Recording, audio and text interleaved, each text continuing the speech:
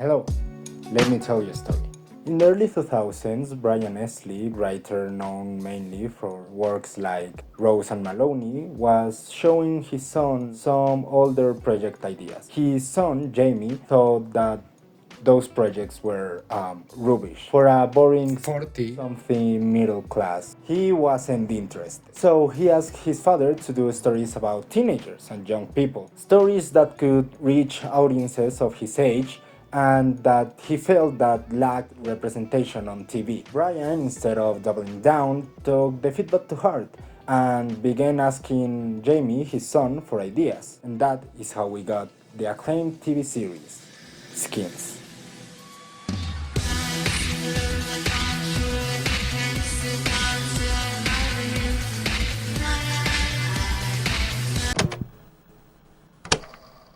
Before we begin, I have a trigger warning for you. This video will contain mentions and discussions of eating disorders, specifically of anorexia, and mentions in passing of suicide and self-harm. So, if you're not comfortable with any of these topics, there's no harm in putting yourself first. Now that we're clear, let's begin. Skins premiered on January 25, 2007, on the relatively young for the time British channel E4. By the time that the first season ended, some critics liked it. Others questioned the melodrama and sometimes over-the-top situations that these simple kids ended up in. Others pointed out the somewhat archetypical nature of the characters. As for me... Oh, fuck. Lighting changed, don't be scared. I forgot to turn off that light. I have to confess I am indeed a zoomer. I didn't watch Skins as it aired, but I did watch it as a teenager, just as God intended. As a teenager without much knowledge on the world, I saw Skins as a great show. It showed so many problems that I saw in my surroundings, and the characters felt close and complex. As for when I actually watched Skins with more information and having some field semesters on my resume, well... When I'm talking to someone and the Skins conversation enters the table, I always say the same words. Skins is better for what it represents than for what it actually is. Let's start with some context for the uninitiated. We follow our teenage cast, each episode focusing on a specific character per season, the name of the episode being the name of the character in question. The series has 7 volumes. Every 2 volumes there is a change of generation, being Generation 1, Volume 1 and 2, Generation 2, Volume 3 and 4, Generation 3, Volume 5 and 6. Volume 7 being a series of specials, seeing as adults 3 characters of Gen 1 and 2, these being Effie, Cook, and Cassie.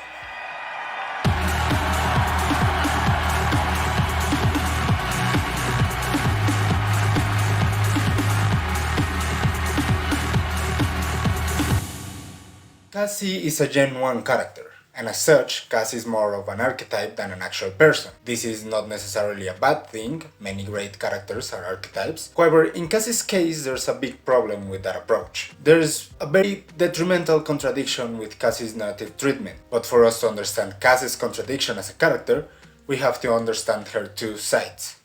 Oh, shit. Thing is, Cass, my dad kind of grounded me. Got to coursework. Oh, wow. I was really... Cassie has anorexia nervosa. I didn't eat for 3 days so I could be lovely. Cassie's character, in concept, revolves around her eating disorder. Her episode mostly centers around that very topic. The show goes out of its way to show how she avoids eating or passing her physical examinations. It showed people eating from her perspective. That is to say, kind of gross. The episode, however, ends with Cassie allowing herself to eat a big, commercial-like hamburger after hallucinating texts and some notes telling her to eat, and a comforting talk with Alan, the driver who takes her to her physical exams. This, on paper, sounds good. Great, even. Cassie's change begins by her initiative. The hallucinations, even if she thought were Sid's doing, was her own mind wanting to get better. It put the initiative to change on her. She only needed a little push of support from Alan, but it was for herself that she wanted to change. By the end of the episode, Cassie's path forward is pretty clear, isn't it? Well, The clip that I showed at the start of this segment was from episode 5 of volume 1. 3 episodes after Cass seems that she will begin her journey to improve. There's hardly any mention of her trying to improve, or having improved whatsoever. On the contrary, it seems that nothing has changed. In fact, Cass ends up the season having attempted suicide. In volume 1, apparently we cannot spend much time on her ED beyond her episode. Apparently, what we must focus on is her romantic drama between Sid, Michelle and Tony. I was like, Who is? Michelle. Wow. listen, Cass, I've had a bit of a bad night. Michelle's so lovely. So hey, wow, fuck you, Sid! Even when the second volume came around, instead of trying to explore or better yet, fix the errors made at the beginning of the show, the writers continue to focus more on her romance with Sid, something we will talk about in a bit. Editing potato here, I want to clarify some things. Two things, specifically. First of all, I don't necessarily think that Cassie's romantic storyline between her, Michelle, Tony and Sid is necessarily bad. I think that it's in volume 1, but in volume 2 I think it's very solid. Especially that beach scene in Michelle's episode in the second volume. I think it's pretty good. I'm so lonely. I know. I know.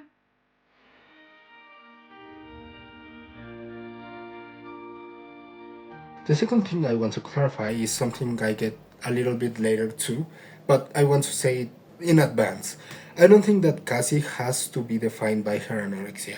Cassie can have storylines about other things. The thing is that her episode is mostly about, well, the anorexia. Aside from eating at the end, there's never really a conclusion. She later says that she is not eating for some days, so she could be lovely. Again, I get to it later. I don't think that every anal scene has to be about her anorexia. I'm not saying that. The non-development on Cassie's ED is problematic because her character never really reaches a resolution on her improvement. She stays almost static on that front. She seems that she will change, but she barely does. And I believe this is a symptom of the mentioned contradiction of Cassie's native treatment. The other side of that contradiction being... Cassie, you okay? Get up here. You've got to bounce. Woo!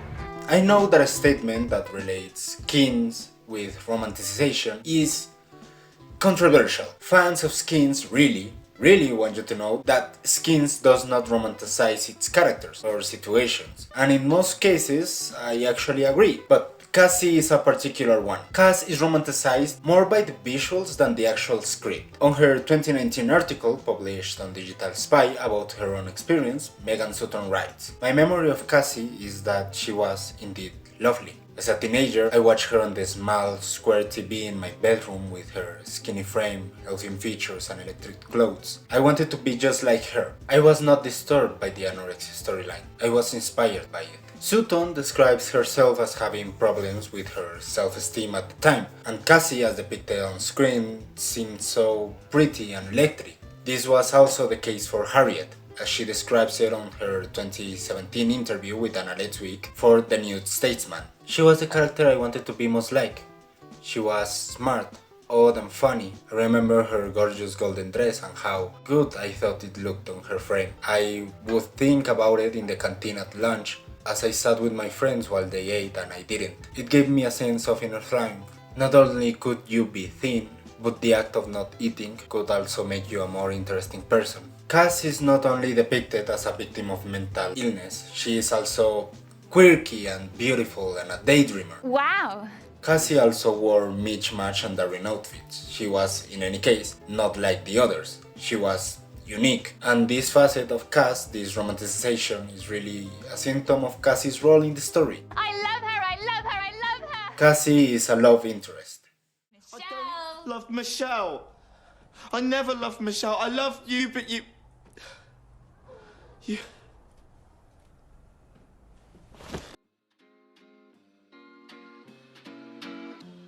Sid is the protagonist of Skins. Well, let me clarify. Even though the show is claiming to be an ensemble or a choral narration, Sid is the protagonist of the show, especially on volume 1. Sid is the one with more screen time, the one whose plotline appears in other characters' episodes. The first Skins episode, despite having Tony's name on it, it's really about Sid. Giles Volume 1 episode, despite having a great plot, also has a lot of runtime dedicated to Sid's plot. One could argue that Sid is Jamie Britain's self-insert, but hey, my source is that I made the fact up. Outside her episode, Cass is seen mostly through Sid's perspective. We actually get to know Cass along with Sid at the first episode. She is described to Sid as She's just not allowed to handle knives. and that Cassie's great in the sack, as long as she's not hungry. we meet her with dazed gaze and exotic behavior through Sid's eyes. Remember when I mentioned that some critics at the time said that Skins characters are pretty stereotypical? She is almost like a maniac pixie dream girl, an archetype that's characterized for being kinda quirky, but that's mainly there to complement a usually male character in their journey. This trope isn't inherently bad, but without the right treatment leaves out the female character feeling like a mere accessory to the main male character's journey. So with that in mind, Cass is quirky, cute/sexy, great in bed, and complements our protagonist's journey, but she is also damaged. And sadly, the show seems to think that that's part of Cassie's allure, and so Cassie cannot change, not much at least. She has to remain damaged, because that's her charm, to be the damaged girl who falls in love with the protagonist. You're special, but you're not. You're just slutting around like a spoiled Michelle, kid. Sid, Michelle. I don't love Michelle. This is even exacerbated in the second volume with the whole breakup plot, a plot that ends up with Cassie walking away. After a whole lot of drama with the love triangle or square between Cass, Michelle and Tony, What's going on? Cassie just said that Sid and Michelle are doing it, but Tony didn't know. And neither did I, or Chris, or Maxie, or you, probably. But hey, Cassie's back. Cass has a breakdown and breaks up her relationship with Sid. She ends up living with one of the best characters on the show, Chris, who ends up passing in a frankly dreadly scene, which marks the tradition of at least one character dying on the second half of each generation, with the two other times that happens, well, those scenes were frankly bullshit. Anyway, tangent. The time that Cass is living with Chris is actually some of the best and sometimes some of the worst that the character has to offer. On one hand, you have the moments with Chris, seeing them just being friends and supporting each other, especially Cass supporting Chris after his brother's undetermined illness is also affecting him, which leads to his death. On the other hand, the whole mess with Sid is, well, it starts with Cass being in a phase of hedonistic self-destruction. What are you doing to yourself, Cassie? Throwing myself to the wind. Would you mind not throwing Chris, too? She also becomes quite rude Oh, but fuck you. and quite irresponsible, especially the thing with the party that she does to Chris. Even then, after being cheated on, all of this is again represented in a quirky way. She granted tones down quite a bit after fucking with Chris's life. Also, what are you trying to say when you're saying that Cassie starts fucking with women in a casual way when she starts self-destructing? Isn't this the topical bisexual being promiscuous? A topic for another day, I guess. Then Sid says to Cass, "Hey, I love you, but you're selfish and I'm tired of apologizing." Which, you just cheated?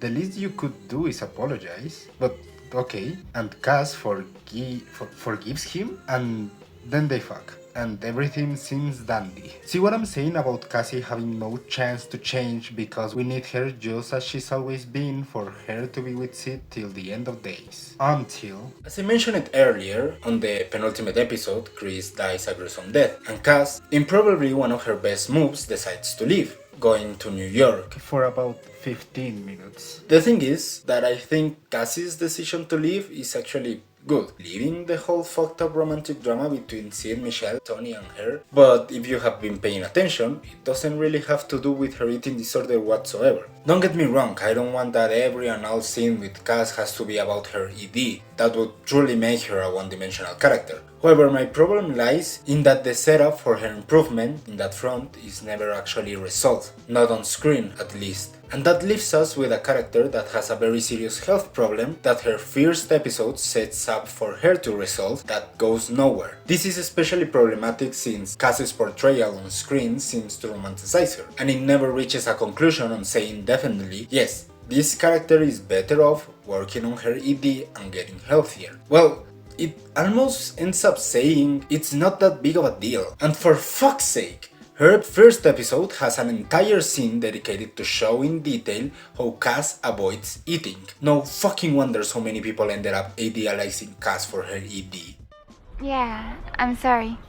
It's like totally kind what you're doing, but it won't make any difference. All of the quotes in this section are extracted from 2017's article on the New Statesman, 10 years on how Cassie from Skin's eating disorders affected a generation of teenage girls. I wasn't actually allowed to watch Skins as a teen, so I don't think Cassie had a chance to affect me as much as she might have. If I had seen some of Cassie's behavior at the time instead of later, such as it definitely would have had a negative effect. This very own article talks how in 2012 there was a crackdown on pro-anorexia blogs and images from sites like Pinterest and Tumblr. Since the crackdown, these posts have been deleted, but you can still feel their lingering influence today in the proliferation of gifs of Cassie's quotes like "I didn't eat for 3 days so I could be lovely" or "I hate my thighs." When I was in, what do you Americans call school for that age?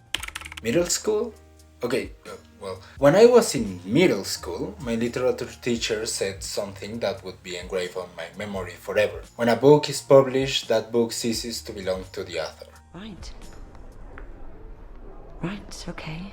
Basically saying it doesn't matter your intentions when writing a book, or in this case, making a TV show. If you don't portray your message properly, your intentions don't matter when it comes to how people interpret your work. Of course, no matter how well you relay your message, some people will be blinded by their own bias or plain stupidity. I mean, look how Breaking Bad is discussed by idiotic men on the manosphere.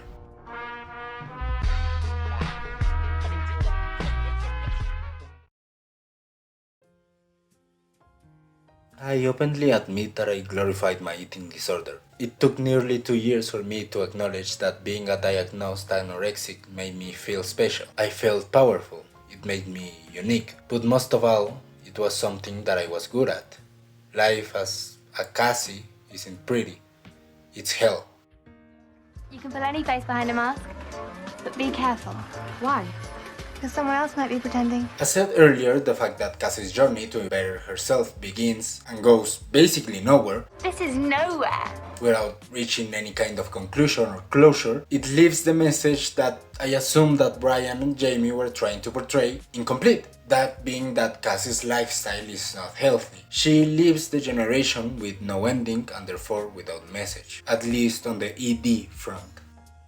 I think the most damaging way TV portrays of eating disorders affected me was by convincing me that I myself didn't have a problem.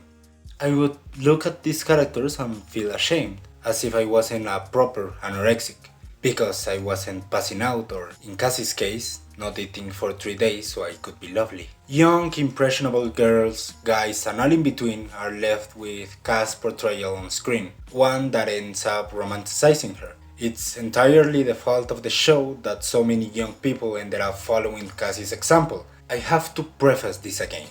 The show goes out of its way to show the tactics that Cass uses to pass her physical checkups and avoids eating in front of other people. I cannot in good conscience even mention what these tactics entail, for if someone with thoughts of replicating this kind of behavior watches this video, hell, Beat, an eating disorder charity, has a 20-page media guidelines for the portrayal of eating disorders, on which they, and I quote, "we discourage mentions of specific weights, or the lowest weight a person reached, amounts eaten, tactics for avoiding food in depiction of eating disorders, and other specific behavior that form part of a person's eating disorder, as well as the use of harmful images." I thought it was at least good that they had tried to have a character with an eating disorder to shed some light on it. I could definitely relate to the tools that she used to eat less, like the scene where she... However, as some of you may know, Volume 2 is not the last time we see Cass. It would be 4 years later after Cassie's last episode aired. In July 2013, the first half of the special Pure aired on the channel E4.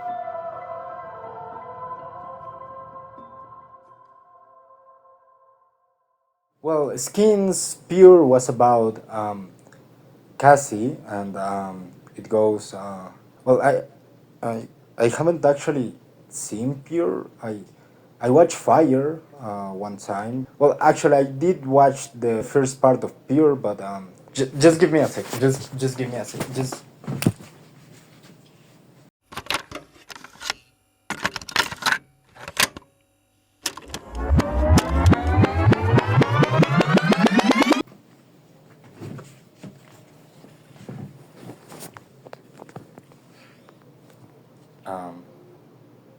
I remember why I stopped watching Pure now.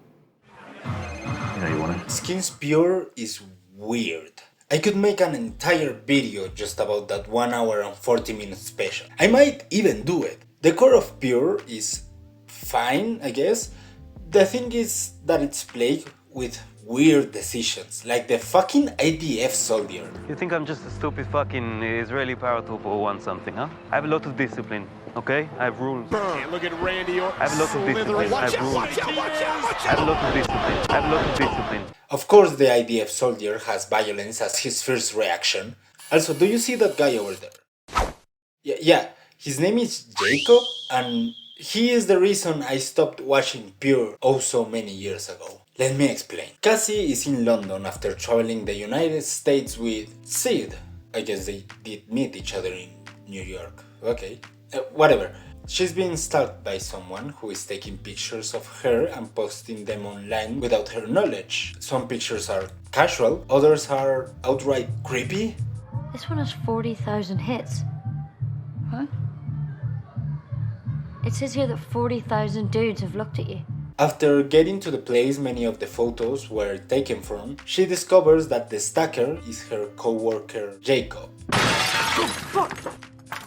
Cassie! You little fucking... What are you doing? And after some shit happens, at the end of the episode she comes back to the place and she befriends Jacob the stalker and lets him take pictures. Pictures of her.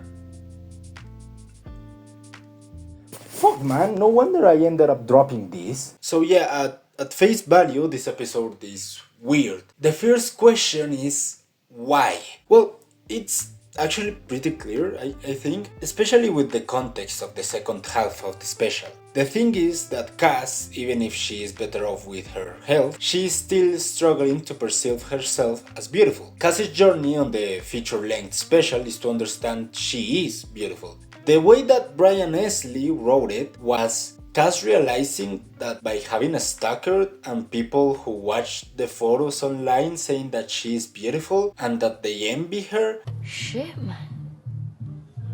You look incredible. That's manic. I wish someone could see the beauty of me like that. I was standing in my room, my own room. You're beautiful. You don't even know. And also this. Latte, skinny, yeah? Skinny is the golden rule, right? Skinny is good, right? Are they validating her on being skinny? What the actual So yeah, it's bad. On episode 2 there are some positives. Jacob gets possessive over Cass. I thought maybe I could introduce you to Marcel. What the fuck? What the fuck is Marcel? He's nice. This isn't what we do! You don't do that! She leaves him and then he stalks her and ends up being the incel he's always been, which is okay. At the end the stalker turns out to be the bad person, who would have thought. But why does this waste of oxygen incel get possessive over Cass? Well, as I said, after the whole stalker thing, people who had seen her images online, taken without her consent, approached her. Remember these people? Skinny is the golden rule, right? Skinny is good, right? Yeah, they proposed to her to be a model, and this is apparently the moment in which Cassie finally feels like she likes and loves her body. I feel kind of conflicted because, yes, own it, queen, you're slaying, But also, historically, the modeling and fashion industry has had a lot of problems of driving models into anorexia. And well, these people are interested because there are a lot of weird decisions all around this special. I cannot believe that after not giving a conclusion to Cassie's ED on her first run, they tried to do it here and it ended up, well, like this. Once again, I don't want to get into detail because this special has a lot in it and I came here to talk about Cassie's ED. Maybe if this video does well, I do a pure or hell, even a volume 7 deep dive. Before ending this section about Pure, I would like to shout out Jacob's actor, Oli Alexander. He's actually a very cool dude, unlike Jacob. He is gay and an LGBTQ activist. He has proclaimed himself as a real left-winger. Also, he talked about Palestine, Israel, and in protest, Alexander signed a letter by LGBTQ association Voices for London, which accused Israel of committing apartheid and genocide against Palestinians. Ironic. I think Since I'm just a stupid fucking Israeli paratrooper who wants something, huh? Don't you ever want to go home, Yen? No. Everyone hates there, you know. Time or place, I've fallen in and out of love with the loneliness I've traced. this video was promised to the 73 people that watched my Cosmere Sunderland tier list, and that was... damn. Well, this video took so long for many reasons. College, mental health, personal stuff, but more importantly, I wasn't really that happy with the script, especially the ending. The original script for this video was actually just a translation from Spanish to English of a video essay I had to do for an assignment in college. It was a mere 9 minutes and well, I think this is a little bit longer than that. I even began voicing and editing that very script, but I didn't really like how shallow I was. I thought I could delve deeper in the topic. So I left the project to sit for a while, and when I came back, well, this was it. The original script was far more positive, probably a product of my nostalgia-tainted glasses. Yes, I still have love for scenes like Alice Practice or the one with Richie and Grace's father. Actually, she died yesterday afternoon. I just speak to her all the time. Me too. Or much of the Naomi Emily stuff with Gen 2, but Skins has many problems. Here I talked a lot about Cassie's ED, and yes, Skins didn't do a good job in dealing with Cassie's anorexia. I'd say that was a terrible job actually. But even with mental health, where in Generation 2 the only two mental health professionals represented are an incompetent psychiatrist and a psychopath that kills Freddy, a member of the main cast of the second generation. And don't make me start with Effie.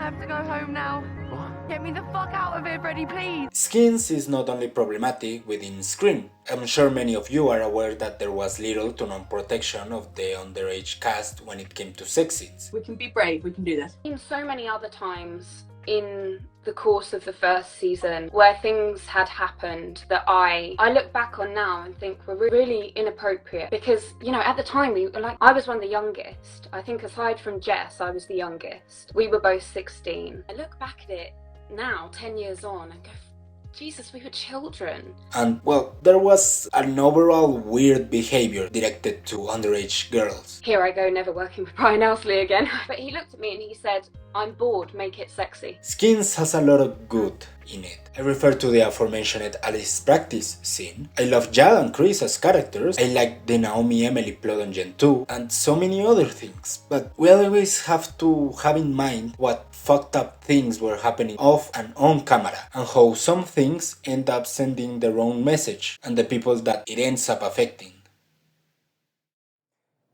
Anyway, this has been your Moonlight Potato and I will be seeing you in hopefully less than 7 months. Watch out for the next video. It will be either about JoJo's Bizarre Adventure or something that will revolutionize the world.